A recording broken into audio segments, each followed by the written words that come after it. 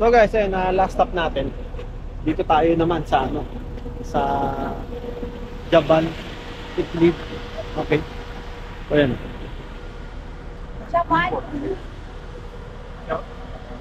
Jabal Idlib. So pang ano na to, pang 5 na. Also, so the Jabal Idlib. Ito.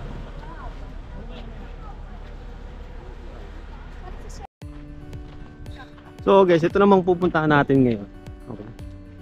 Ito, papalapit pala ako. Meron akong napansin dito na ano, yan.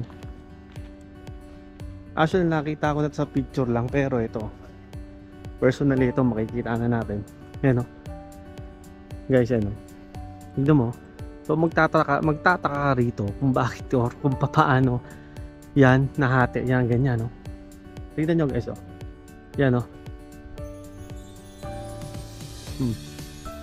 Yung bato na yan, mula rito, kitang-kita nyo yung hati. No? At talaga namang di mo malam kung paano nangyari. So guys, ayan, pakinggan natin kung anong history nitong ano na to. Itong lugar na to. Ayan.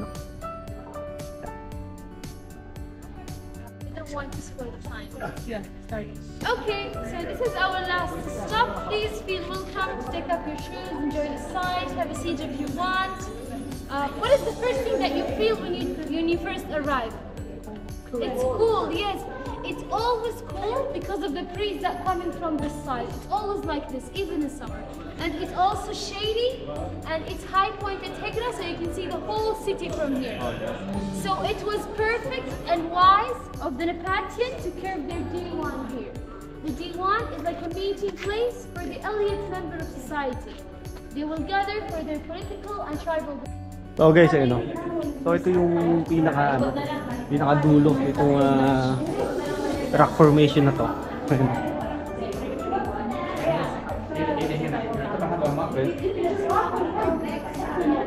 Ha? So guys, ayan ha. So pinagbuhalan tayo. So hanggang dito lang talaga itong ano na to, itong point na to. So bigyan na lang natin pinakadulo. Ayan.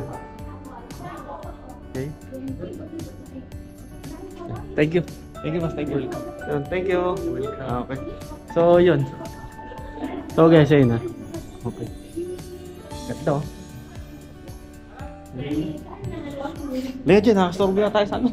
Nagpipicture na tayo. So yun.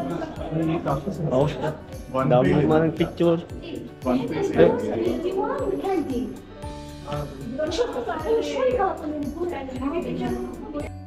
So yun. Matapos yung tour natin. Okay, ano, sulit. So sulit. So masabi ko sulit dito. Tapos yun. Pero kung hapon ang kukuhain nilang tour, mas okay kasi para hindi kayo maabutan ng ano. Pero ang disadvantage doon, baka mamaya sobrang init. Oh, tsaka baka gabi nyo na maabutan or hindi nyo na ma-appreciate yung lugar. So mas maganda kung ganun talaga. Pero syempre, onting tiis lang kasi mainit. Tapos yun. Tapos guys, ang presyo pala nitong Hegra tour na to is 95 each. So since dalawa kami, o dalawa kinuha namin ticket. So yun.